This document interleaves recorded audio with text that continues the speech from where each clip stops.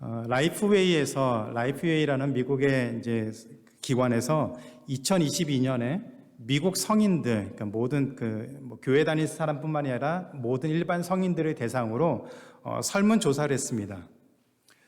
그 설문조사 결과 66%가 성경에 기록된 예수님의 부활이 역사적인 사실로 믿는다라고 대답을 했습니다. 굉장히 큰 숫자입니다. 미국 그리스도인의 퍼센티지가 대략 60%로 알고 있습니다. 그런데 그 60%가 다 예수님의 부활을 믿는 것은 아닐 텐데 그것보다 더 많은 숫자가 66%가 예수님의 부활이 성경에 기록된 예수님의 부활이 역사적인 사실로 믿는다라고 고백했습니다. 굉장히 놀라운 고백이죠.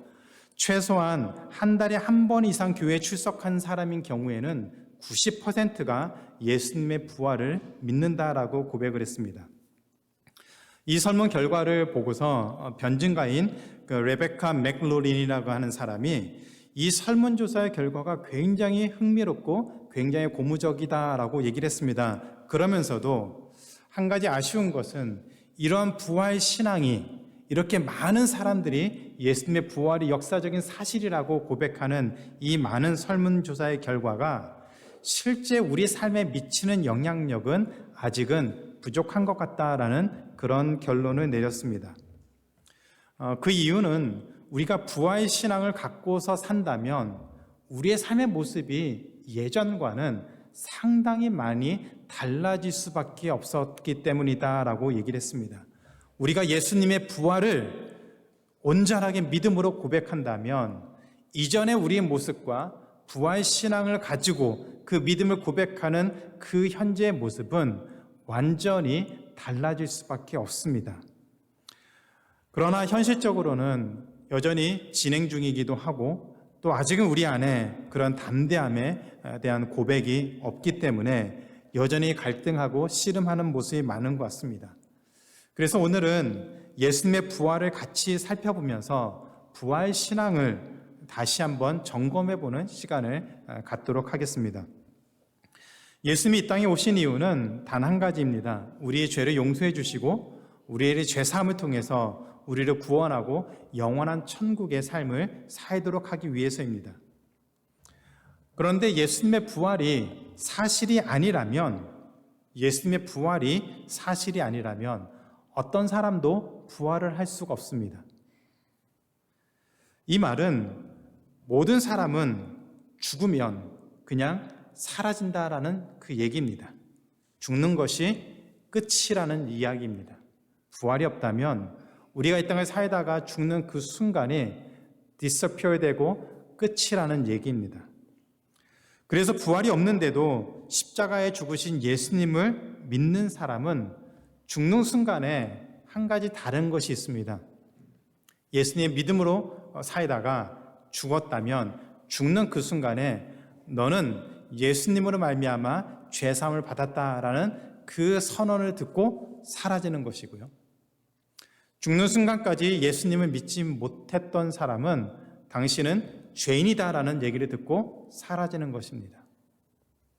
우리가 부활을 하지 못한다면 어떠한 경우든지 그냥 죽는 것으로 모든 것이 끝이고 사라집니다.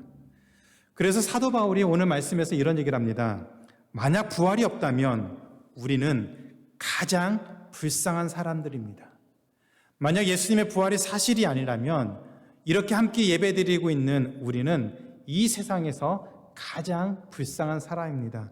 15장 14절입니다. 그리스도께서 만일 다시 살아나지 못하셨으면 우리가 전파하는 것도 헛것이요 너희의 믿음도 헛것이며 15장 19절입니다. 만일 그리스도 안에서 우리가 바라는 것이 다만 이 세상의 삶뿐이면 모든 사람 가운데 우리가 더욱 불쌍한 사람입니다.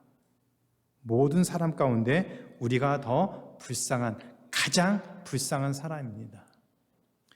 모처럼 쉬는 일요일에 놀러 가지도 못하고 골프도 칠 수 있고 파티도 할 수 있고 피곤하면 늦잠도 잘 수 있는데 부활이 없는데도 그 좋은 시간을 다 포기하고 이곳에 와서 예배드리는 거, 이거 정말 불쌍한 일이다라고 얘기를 합니다.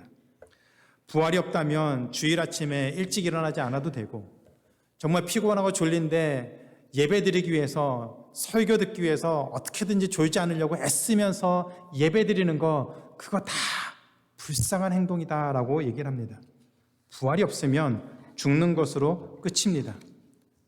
그리고 부활이 없으면 자기가 믿지 못하는, 자기 스스로가 믿지 못하는 그 부활을 사람들에게 사실인 것처럼 전한다는 거, 그거는 거짓이고 위선적인 것이다 라고 얘기를 합니다. 부활이 없다면 예수님의 부활을 말하는 것조차도 거짓말이고 위선적인 행동이다 라고 얘기를 합니다. 그래서 예수님의 부활이 사실이 아니라면 예수님도 우리도 죽는 것으로 끝이다 라고 얘기합니다. 부활이 없으면 우리는 두 가지 어리석은 일을 그만둬야 됩니다. 우리가 부활을 믿지 못한다면 우리는 두 가지 어리석은 일을 멈춰야 됩니다. 첫 번째는 예수님이 부활하셨다는 그 거짓말을 하지 말아야 됩니다.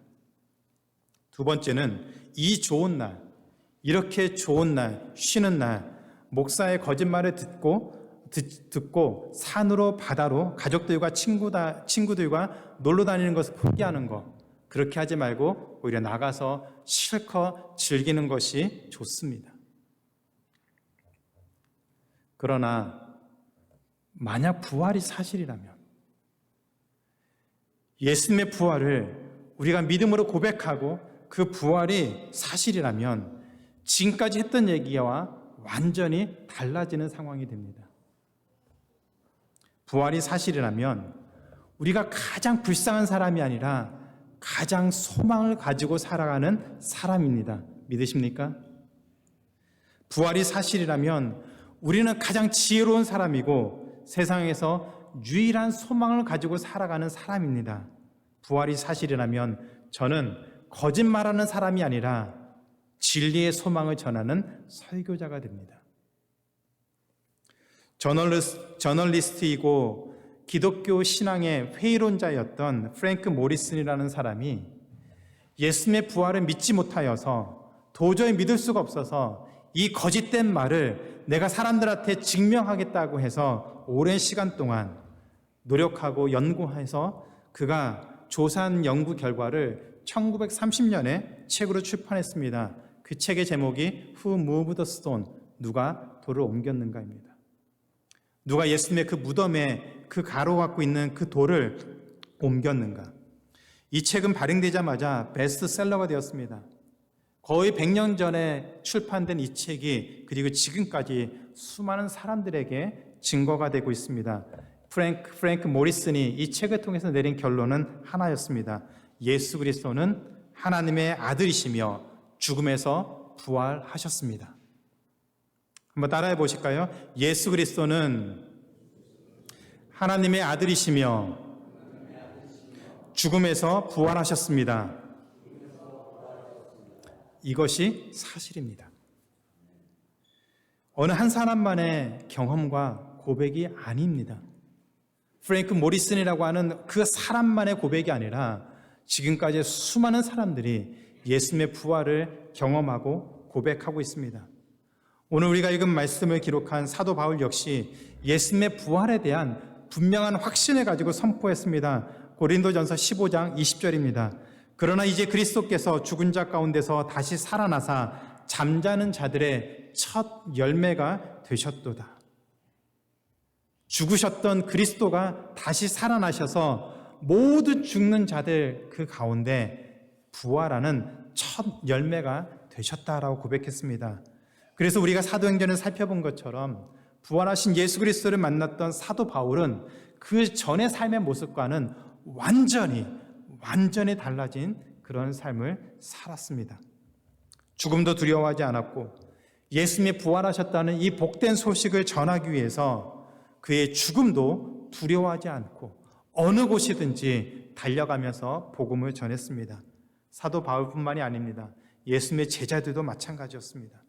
예수님의 제자들도 부활하신 예수님을 만나자 그들의 인생이 완전히 바뀌었습니다. 죽음을 두려워해서 사람들의 비난을 두려워해서 도망가고 심지어 예수님을 저주하며 부인했던 제자들마저도 예수님의 부활을 증거하기 위해서 그들의 목숨도 내놓는 담대한 복음을 증거하는 삶을 살게 되었습니다.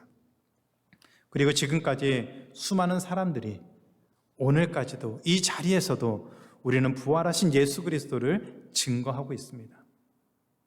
어떤 한 사람만의 고백이 아니라 셀 수 없는 수많은 사람들이 예수님의 부활을 경험하고 예수님의 부활을 고백하고 그 부활을 믿음으로 하루하루의 삶을 살아가고 있습니다. 오늘 우리도 부활하신 예수님을 만나고 기념하고 찬양하기 위해서 예배하기 위해서 오늘 이곳에 모여서 하나님께 예배를 드리고 있습니다. 부활주일은 바로 그런 날입니다. 오늘 인터넷으로 예배를 드리는 분들이나 이 자리에서 함께 예배드리는 모든 분들 한 사람도 빠짐없이 예수님의 부활을 믿고 부활신앙을 붙잡고 살아가는 우리의 삶이 되기를 주님의 이름으로 축원하고 기도합니다. 그래서 부활하신 예수님을 믿는 사람에게는 한 가지 숙제가 있습니다.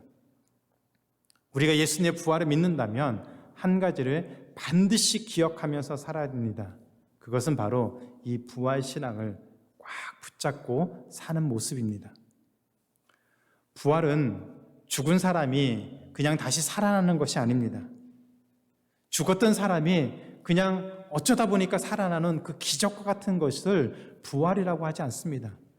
성경에는 죽었던 사람이 살아나는 일들이 몇 번 기록이 되어 있습니다. 요한복음 11장에도 보면 예수님은 죽은 지 4일이나 지난 나사로를 살려주셨습니다. 그 나사로는 이미 4일이나 지나서 그 몸에서 썩은 냄새가 나고 이미 죽은 것을 모든 사람들이 확인했다라고 했습니다. 그러나 예수님은 그 죽었던 나사로를 살려주셨습니다. 그렇지만 죽었다가 살아난 사람이 그리고 영원히 사는 것이 아니라 다시 죽는 것을 피할 수는 없었습니다. 성경은 이것을 부활이라고 얘기를 하지 않습니다. 죽었던 사람이 기적적으로 어떤 이유로든지 다시 살아나는 경우가 있을 수는 있지만 그것은 부활이 아닙니다. 왜냐하면 그는 다시 죽기 때문입니다. 죽었던 자가 다시 살아나서 영원히 죽음을 맛보지 않고 사는 것, 그것을 우리는 부활, resurrection이라고 얘기를 합니다. 그런데 예수님을 믿는 사람만 부활하는 것이 아닙니다. 예수님이 재림하실 때 모든 사람, 이 세상에 존재했던 모든 사람이 부활한다라고 얘기했습니다. 요한복음 5장 29절에 보면 예수님을 믿는 사람은 생명의 부활을 한다고 했습니다. 그리고 예수님 믿지 않는 사람은 심판의 부활을 한다고 했습니다. 그리고 부활한 사람은 영원히 죽지 않고 살고 있다, 영원히 산다라고 성경은 가르치고 있습니다. 그런데 죽기 전에 어떻게 부활을 할 것인지가 결정이 됩니다. 죽기 전에 예수님을 믿고 살아야 우리는 생명의 부활을 받을 수가 있습니다. 그러나 죽기 전에 예수님을 믿지 못하면 우리는 심판의 부활을 받을 수밖에 없습니다. 그래서 사는 동안, 우리 생명이 있는 동안 우리는 예수 그리스도를 믿음으로 고백해야 되고, 그렇게 죽었을 때 우리는 예수님이 재림하시는 날 생명의 부활을 받을 수가 있습니다.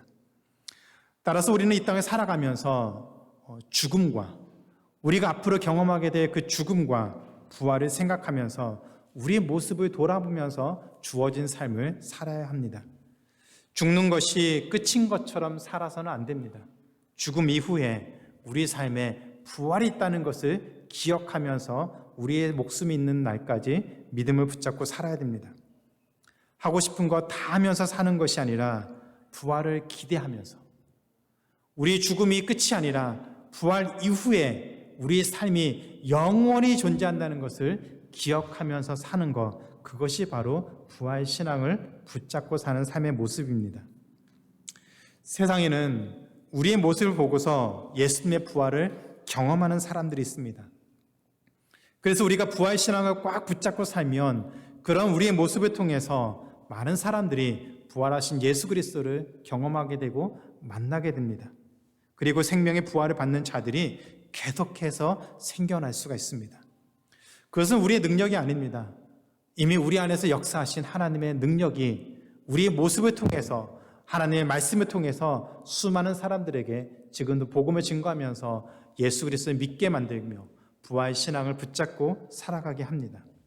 그렇기 때문에 우리가 주어진 삶 속에서 두려워하지 말고 염려하지 말고 부활 신앙을 붙잡고 살아야 됩니다. 그리고 기회가 있는 대로 우리가 경험하고 우리에게 영원한 안식과 영원한 천국의 소망을 품게 하셨던 이 복음의 능력과 말씀을 우리 주변에 전하면서 살아야 됩니다. 그런 삶을 살기 위해서 부활하신 예수 그리스도를 고백하고 사는 우리 모든 삶이 되기를 주님의 이름으로 축원하고 기도합니다. 이제 말씀을 맺도록 하겠습니다. 영어로 졸업식을 commencement라고 합니다. 한글로는 우리가 졸업식이라고 하면 이제 무엇을 끝쳤다, 마쳤다라는 그런 의미가 있습니다. 그러나 영어로는 이제 시작이다라는 의미가 더 큽니다. 예수님의 십자가의 죽음과 부활이 그렇습니다. 예수님이 십자가에서 죽으신 것이 끝이 아니라 시작입니다.